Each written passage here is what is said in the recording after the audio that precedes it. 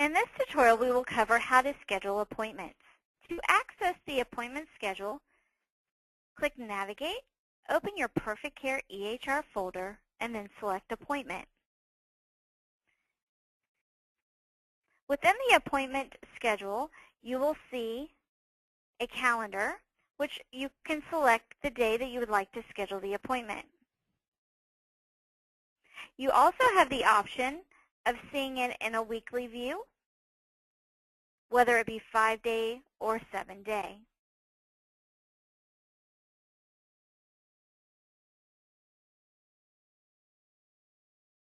When in one-day view, you can see 2 schedules,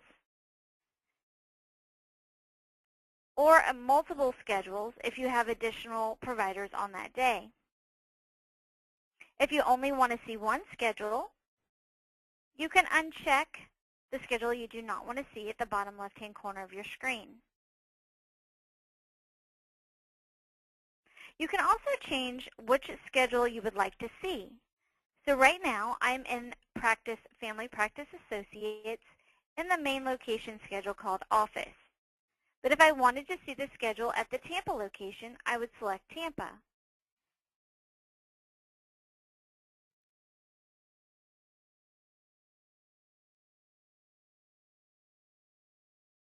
To schedule an appointment, you will first find the appointment slot to which you want to schedule the appointment.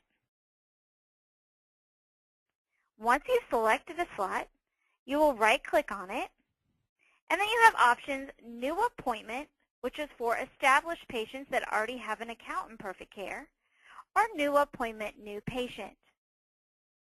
We will start with New Appointment, New Patient.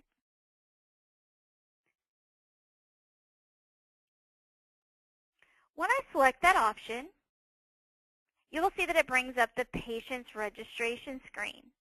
You then have an option for the system to auto-assign the next available account number in Perfect Care, use your own specific account number, or create an account with a new status, which will assign a temporary account number starting with the word new. You can also set up to create a new responsible party by company, or find a responsible party if that responsible party is already in Perfect Care. In my example, we will create a new patient appointment with a new temporary account number status. You will then click OK, and you will see the patient registration screen where you will enter in the information.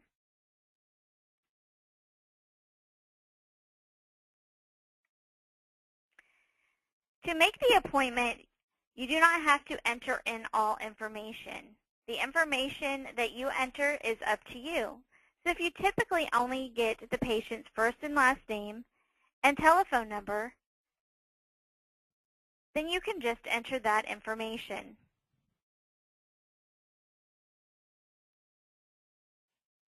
If you want to get all information, of course you can enter that also.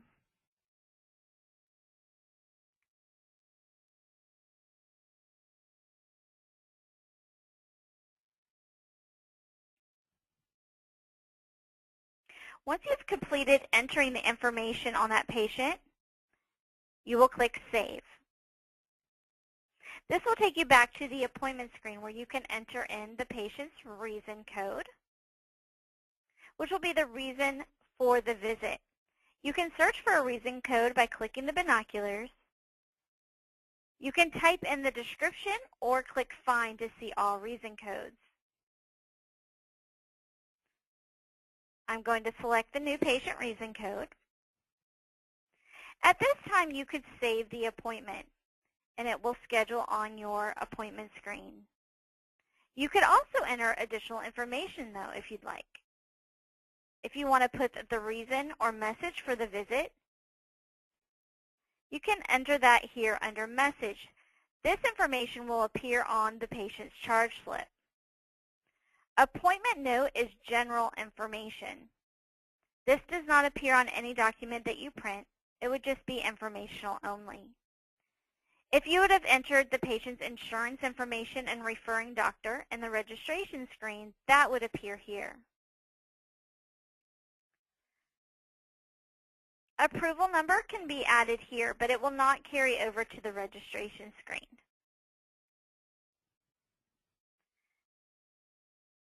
The next tab at the bottom of the screen is the Patient tab. Here you will be able to see the patient demographic information. If you decide to edit this information at this point, you can click the Open Patient at the top of the screen, and it will open registration screen again.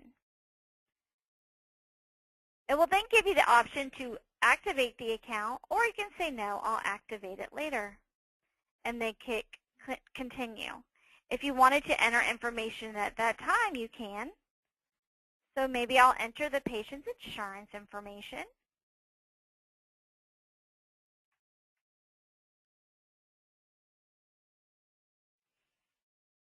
And if I have an authorization number, I could enter it here.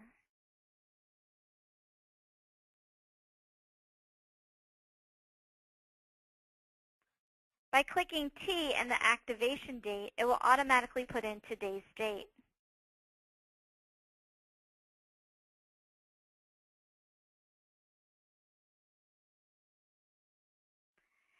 How many visits can be entered here.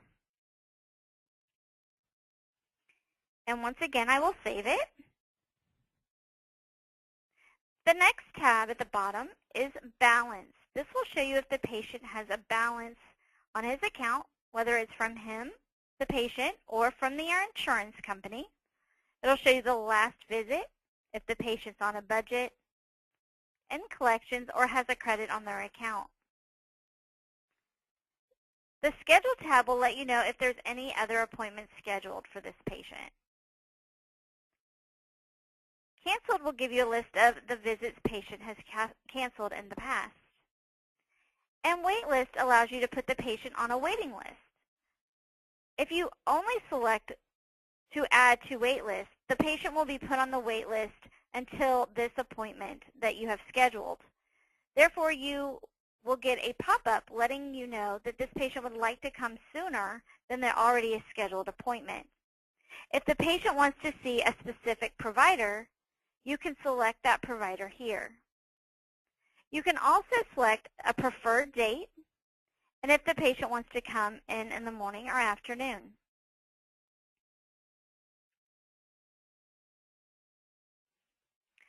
Once you are done with scheduling this appointment, Schedule and Close will put the patient's information on the appointment screen. If you need to edit anything, you can double-click on it, and it will bring the screen back up. From here, you have Actions, where you can confirm the appointment, cancel the appointment, reschedule it, reschedule later, putting it on the reschedule list, or collect the patient's copay. These options are also available when you right-click on the appointment.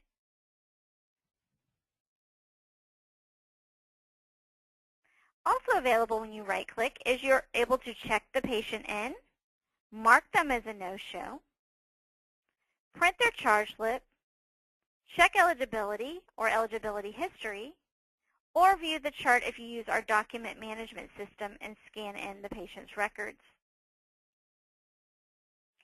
If I want to reschedule the appointment and select Reschedule, you will then see the appointment information move to the top left-hand corner of the screen. This is the original appointment information.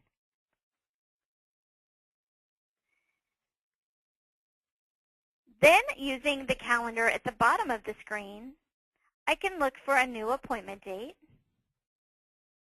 and select a date. If I then select 11 o'clock on September 4th, you will then see that information appear underneath the original appointment information. By clicking OK, it will move that appointment to the new appointment slot. If I was to right-click and do Reschedule Later, you then have options of Rescheduled by, Office, or Patient, and you can also add Reschedule Reasons to the system if you want to track that. And click OK.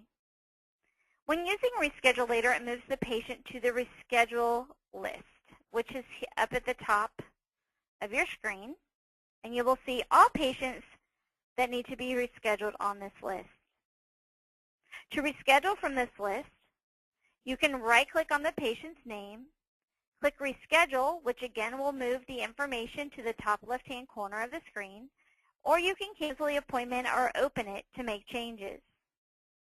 If I click Reschedule, once again, I can select the date, the time, and click OK, and it reschedules the appointment. To schedule an appointment for an established patient is done the same way. I'm going to go back to today's schedule by clicking T. I will right-click on the appointment slot that I would like to schedule the patient and click New Appointment. This will take you right to the scheduling screen. You will bring up the patient by clicking Search and Find. Select your patient and OK, and once again you have to enter a reason code. If you know the reason code, you can just type it in and click Tab or Enter. Again, I'm going to enter a message.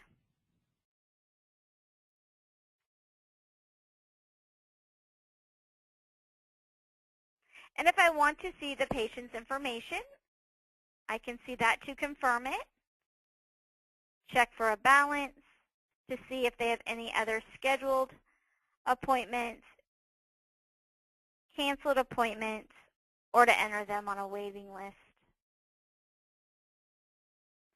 Also, I'm able to see that the patient has Blue Cross Blue Shield with a $15 copay.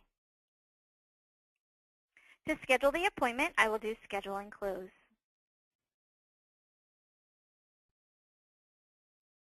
Now, rescheduling an appointment can also be done in a drag and drop by clicking on a multi-week view. You can left-click on a patient's appointment and drag it to another day. You'll get a warning letting you know when the original appointment was and what appointment date and time you selected, and you will click OK, and it will move the appointment.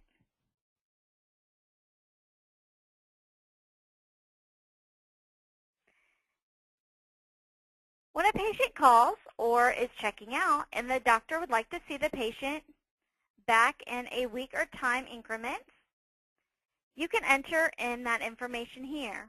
So I'm going to say that this patient needs to return in 2 months from today.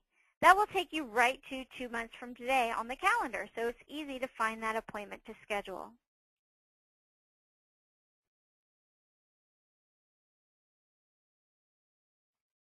This concludes the tutorial on reviewing how to schedule appointments. If you have any further questions, you can contact us by emailing questions@ncgmedical.com or calling the support helpline at 1-800-330-1906. Thank you for your time.